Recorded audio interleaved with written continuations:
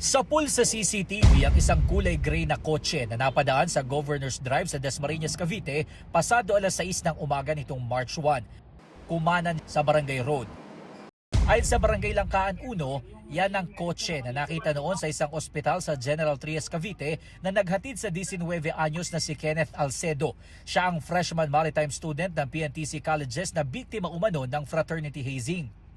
Mula sa Barangay Road, mayroon pa raw halos 3 kilometro bago makarating sa bakanteng lote ng Purok 6 Asyungan kung saan pinaniniwala ang naganap ang initiation rites. Kahapon, sinuyod ng pulisya ang lugar.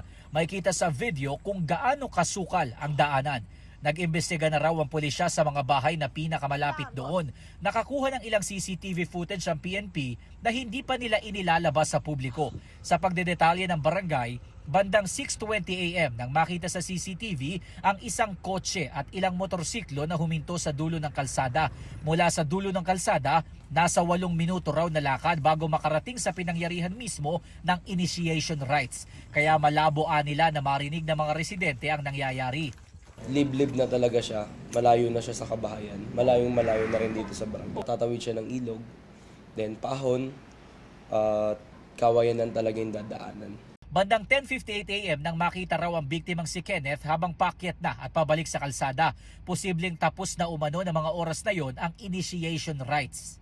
Malakas pa siya, umakyat pa siya mag-isa, 3 sila, sa gitna siya, lalakad sila, pero dahan-dahan lang yung lakad. Then naupo pa siya para magpahinga doon sa dulo ng kalsada, papuntang sasakyan nila. Sumakay siya mag-isa. Hindi bababa sa 10 lalaki ang anilay nakasakay naman sa mga motorsiklo na kasabay umalis ng kotse kung saan nakasakay si Kenneth. Wala kaming namukaan. Sabi nga namin, lahat ito hindi taga Langkaan 1. Inaalam pa ng mga otoridad kung may hininto ang bahay ang grupo at kung sino ang may-ari nito. Matapos naman ang pag-iimbestiga kahapon ng pulisya, nasunog ang pinangyarihan ng umano'y initiation rites o hazing. Inaalam pa kung sinadya o dahil sa init ng panahon. Ayon naman sa Cavite Police Provincial Office, nasampahan na ng reklamong paglabag sa anti-hazing law at obstruction of justice ang driver ng kotse na naghatid sa biktima sa ospital.